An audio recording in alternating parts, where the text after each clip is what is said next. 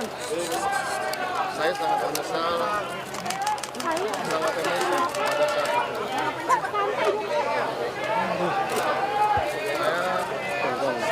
Saya semua proses hukum.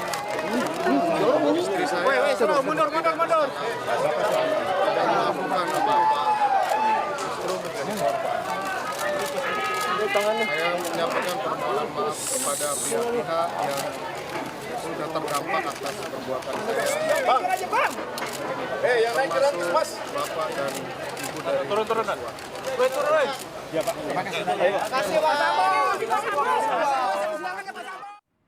Sambo sempat menyatakan menyesal dan meminta maaf kepada keluarga Yosua. Bagaimana pakar mikro ekspresi melihat permohonan maaf Sambo kali ini? Kita akan berbincang dengan pakar mikro ekspresi Kirdi Putra. Pak Kirdi, selamat malam. Pak Kirdi, selamat malam.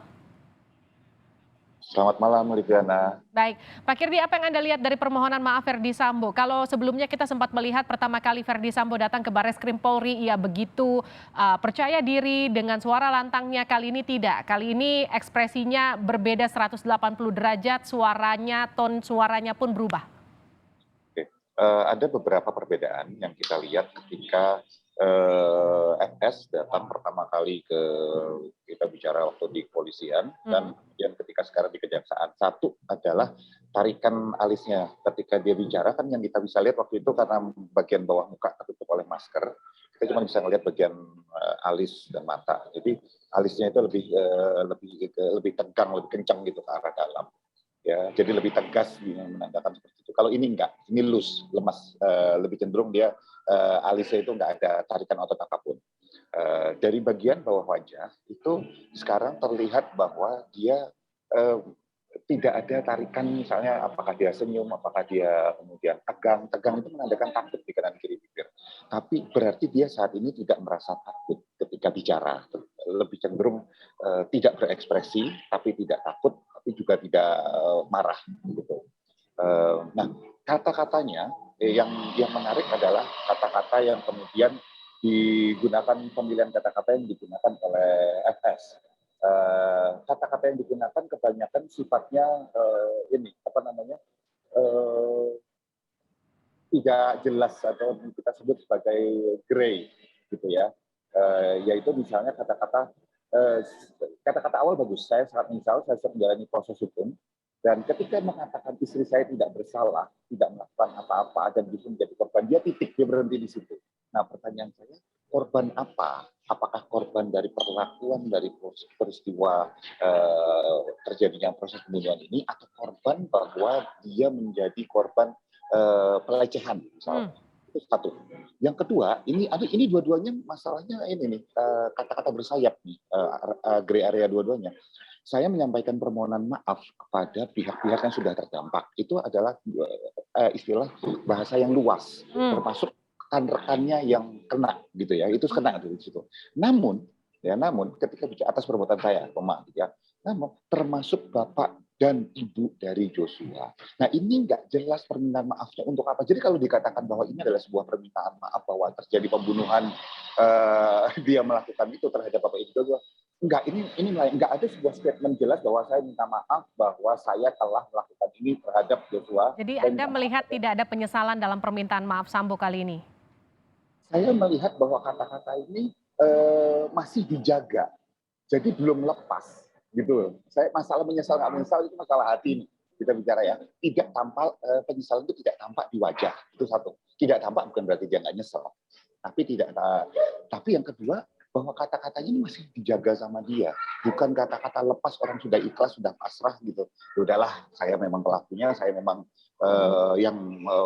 terjadi ini gara-gara saya semua. Nggak gitu, masih dijaga dengan sangat baik. Jadi kata-kata ini bukan kata-kata sembarang kata-kata menurut saya, kata-kata aman.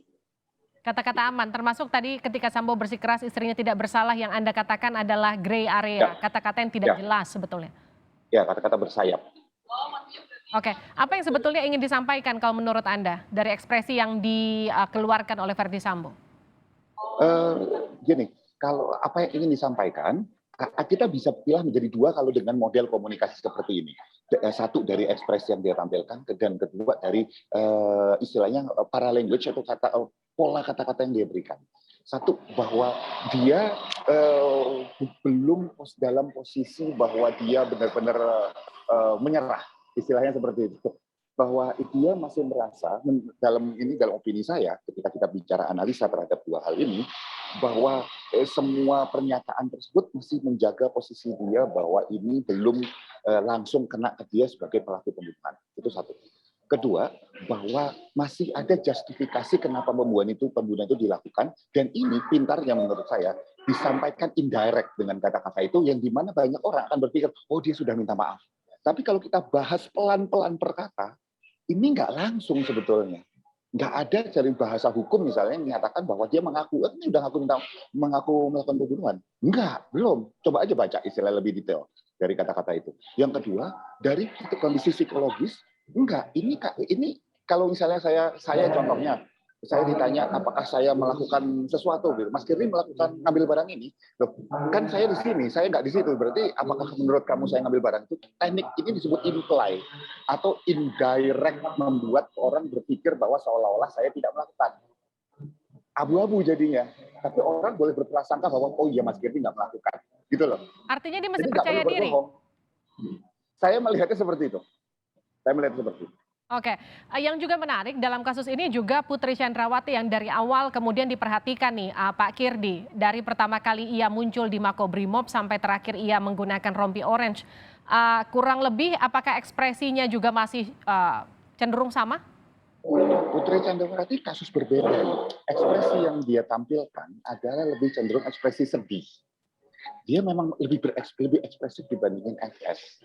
Ya, PC ini lebih cenderung ekspresif dibandingkan FS. Jadi ketika dia memberikan pernyataan saya ikhlas diperlakukan seperti ini gitu ya, itu tampilan wajah kelihatan sedih, tarikan wajahnya itu ada sisi pinggir alisnya itu turun ke bawah, bibirnya itu agak turun ke bawah, dan itu ekspresi sadness, itu ekspresi sedih. Tapi kata-katanya menarik.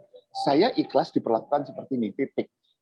Nah, maksud saya berarti istilahnya dia ada sebuah gap antara harusnya dia diperlakukan seperti apa dan bagaimana dia diperlakukan. Berarti bahwa dia merasa bahwa kalau kita bicara analisa, apa yang dia pikirkan, dia alami ini harusnya tidak terjadi. Artinya apa? Kalau dia diperlakukan sebagai orang yang salah, berarti dia merasa bahwa dia tidak bersalah. Nah, tidak bersalah itu kebagi dua lagi. Bisa sebagai korban, memang istilahnya terjadi gitu yang disebut pelecehan segala macam. Tapi juga bisa jadi dia merasa bahwa ini semua tidak terjadi, dia tidak jadi korban, tapi kok dia diperlakukan gini karena diseret-seret ke dalam konteks seperti ini karena dia disebut sebagai korban sehingga harus tanda petik melawan hukum dan lain sebagainya. Itu yang saya lihat. Ini menarik nih. Apakah juga ada ekspresi penyesalan dalam wajah Putri? Saya tidak melihat penyesalan, tapi lebih kesedihan. Orang kayak lebih cenderung pada kayak orang nggak terima gitu. Oke, termasuk ketika pertama kali ia ini kita lihat sama-sama Pak Kirdi. Ini ekspresi Putri ketika pertama kali menggunakan rompi orange di Bareskrim.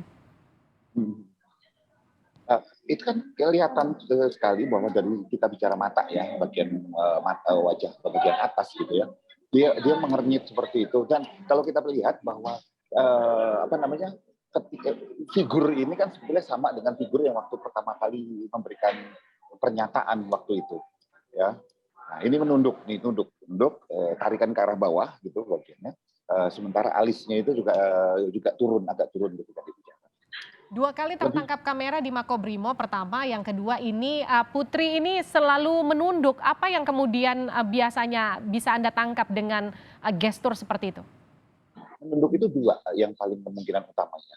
Kemungkinan pertama adalah dia menghindari orang, kita bicara istilahnya menghindari paparan visual ke dalam, internal atau eksternal. Maksudnya adalah dia menghindari bahwa dia bisa melihat orang lain, itu karena dia misalnya merasa malu, merasa takut, gitu, merasa sedih, atau menghindari kemudian untuk dia melihat dari orang lain atau membuat orang lain nggak melihat dia. Nah, di dalam konteks ini bisa jadi bahwa dia lebih menghindari yang pertama. Dia merasa berbagai macam perasaan itu campur aduk sehingga menghindari orang melihat dia. Seperti itu. Oke, Pak Kirdi, kita geser lagi ke para tersangka yang hari ini untuk pertama kalinya ditunjukkan oleh Kejaksaan Agung. Apa yang kemudian Anda lihat dari ekspresi para tersangka ini? Kita kembali putarkan, bisa dibantu kawan-kawan?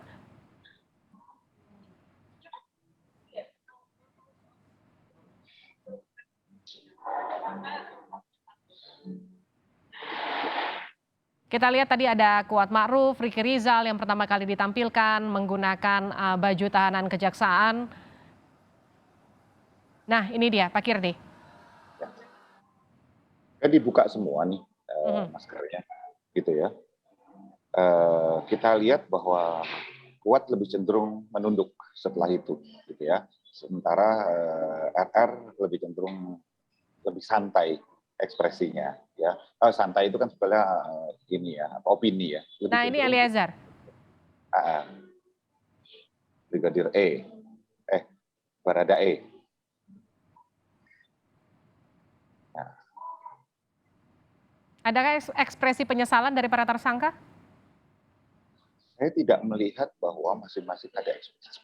Menyesal itu gabungan dari sedih dan takut, regrets gitu ya, gabungan. Saya tidak melihat ada ekspresi Apa yang sedih bisa maupun kita lihat dari orang yang kemudian ini ekspresi dia menyesal, ini ekspresi sedihnya, dari mana kita bisa membedakan itu Pak Kirdi? kalau kita melihat bahwa paling jelas kan kalau kita bicara mikroekspresi adalah membagi wajah menjadi dua bagian bawah dan bagian atas. Ekspresi sedih ditandai dengan tarikan samping bibir ke arah bawah dan arah alis itu turun, bagian sisi kanan dan kiri itu turun ke bawah. Itu sedih. Sementara gabungan antara takut, kanan kiri wajahnya menegang sini bibirnya, ya, dengan alis tertarik ke arah atas. Nah, kalau ini semua penandanya tidak muncul, ya, baik secara sekuensial maupun secara simultan, maka kita bisa lihat bahwa ekspresi dia itu tidak dua-duanya dan artinya tidak aja penampilan ekspresi menyesal saat itu. Gitu. Apakah juga bisa dikenali dari tone suaranya? Tone suara bisa membantu. Tone suara bisa membantu. Ketika seseorang bicara, kita bisa melihat berdasarkan baseline atau suara dia biasanya.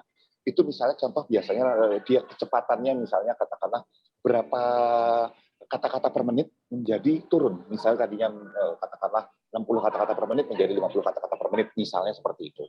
Kemudian intonasinya lebih rendah. Tidak orang sedih atau takut ya gabungan dari keduanya biasanya tidak meninggi. Ya, kalau kita bicara secara statistik adalah menurun. Jadi turun dan lebih pelan. Tetapi karena tidak ada kata-kata yang disampaikan, kita tidak bisa menganalisa dari kata-kata itu, tentu saja. Baik. Terima kasih telah bergabung bersama kami pakar mikroekspresi Kirdi Putra di Sapa Indonesia Malam.